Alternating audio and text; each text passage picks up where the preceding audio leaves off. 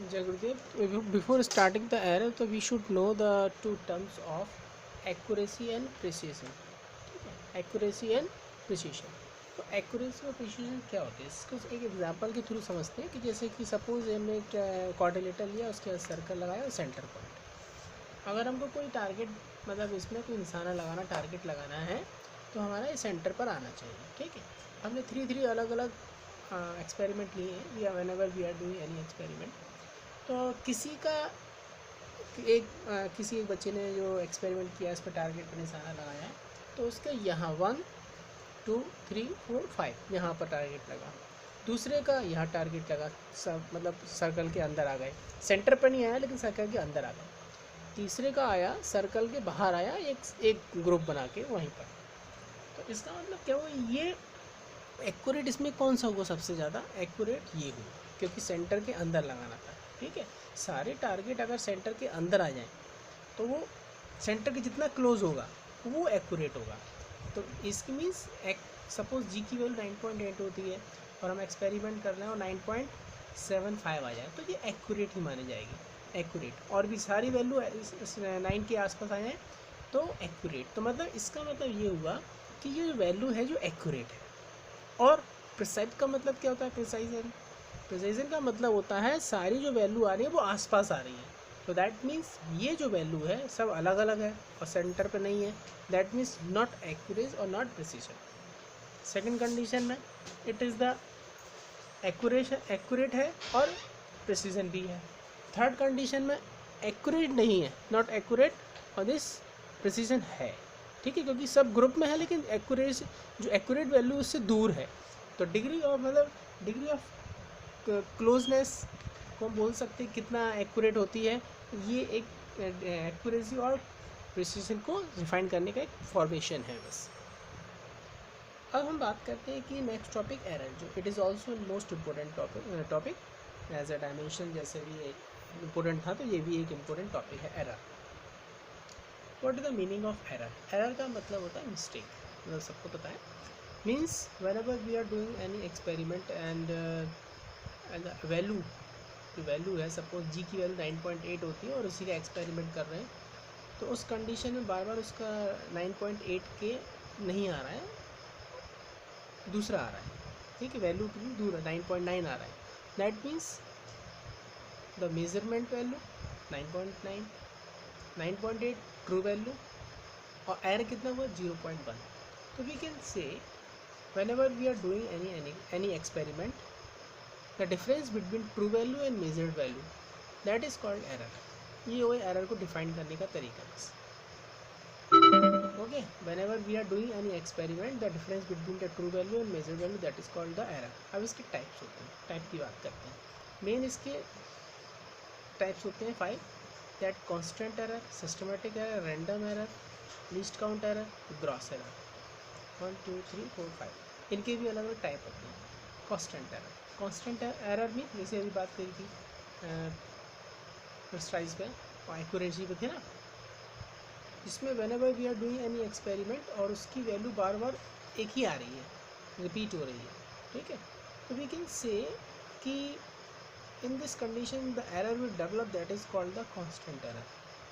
उसको आप अपनी लैंग्वेज में भी लिख सकते हैं, whenever we are doing any experiment the value again and again come is constant, that is called a constant error.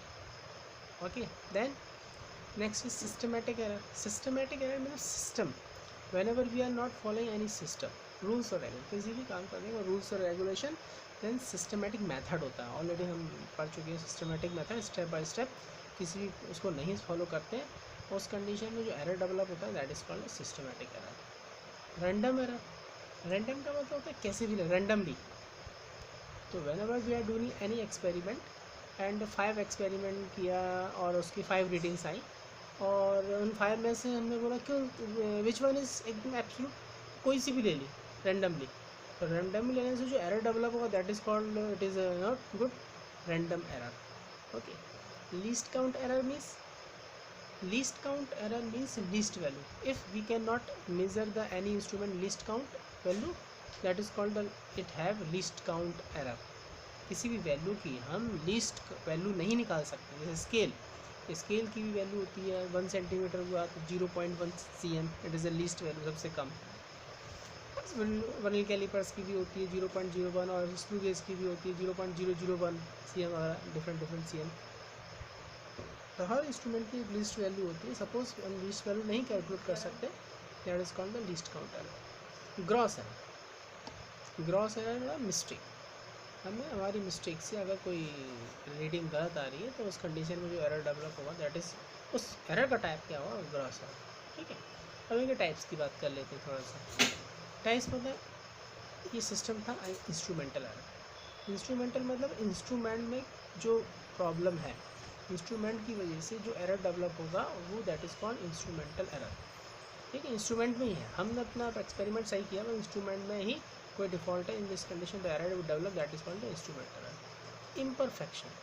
Imperfection मतलब उसमें कुछ इनकम्प्लीट वैल्यू है। जैसे इंस्ट्रूमेंटल को जो थोड़ा थोड़ा हमें प्रॉब्लम लेकिन सही हो सकती है, इम्परफेक्शन जो सही नहीं हो सकती, उस कंडीशन में जो एरर डेवलप हो रहा है उसे हम इम्परफेक्शन लेंगे।